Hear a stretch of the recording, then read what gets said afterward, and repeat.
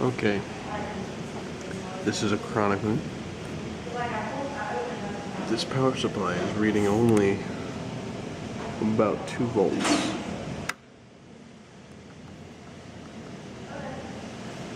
Let me make sure this is nice.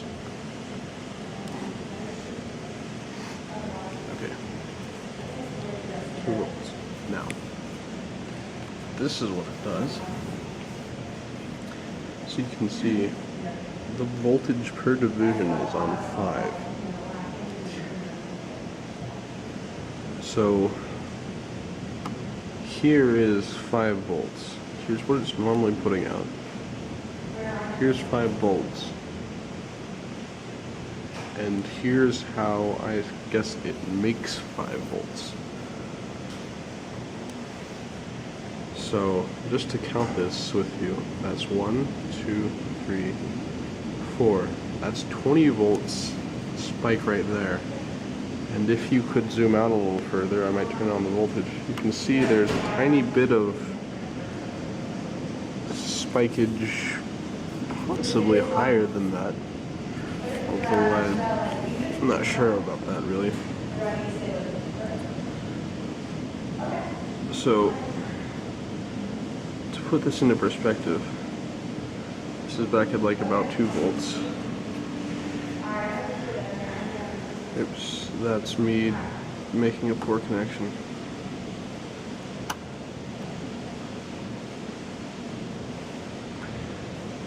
This thing is about, I'm going to round it to half of that. It's a little bit more, it's like 2.5 times that.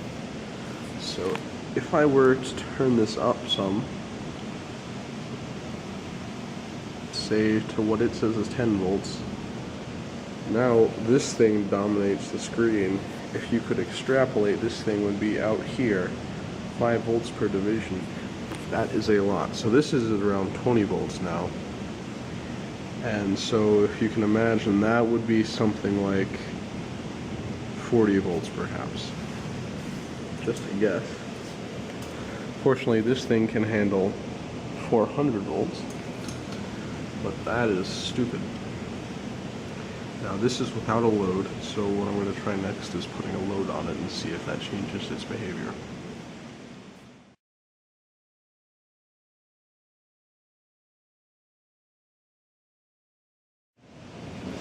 There we are. So 2 microseconds per division. It looks about like that. So channel 1 is the clock source up here. And down here is the load of the circuit. So what you should see is as the clock rises, that voltage should fall because of where I have the probe hooked up. Basically it should go to 0 when the load is going. And obviously you can't tell that either of these are doing anything because it's happening way too fast. So what you're looking for is the distance between that rise. I just adjust the position a little bit quicker. Distance between that rise and that fall. And it just so happens that on the 2 microsecond per division, then you get a very clear representation of the difference between those 2 times. So it's right on that division, and it's right on that one, more or less. So that, from there to there, is 2 microseconds. So that is the response time of this circuit. Now, I don't know if a magnetic field can be generated quite as quickly. There you have it. And this is after substituting the computer's power supply versus this thing, which just completely garbled up everything and made that ugly signal you saw the last time I tried this. This is a lot more stable and looks beautiful. So So, goodbye.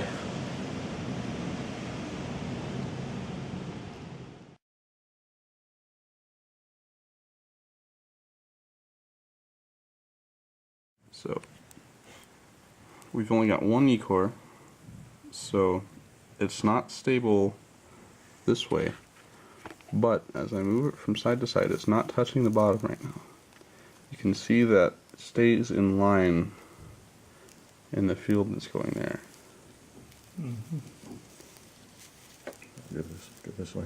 So if you move over here, it wants to be on one side or another, but it will stay totally in line. Side to side. Pick it up and put it back down. So there's it sitting on the bottom. Hello? There's it floating.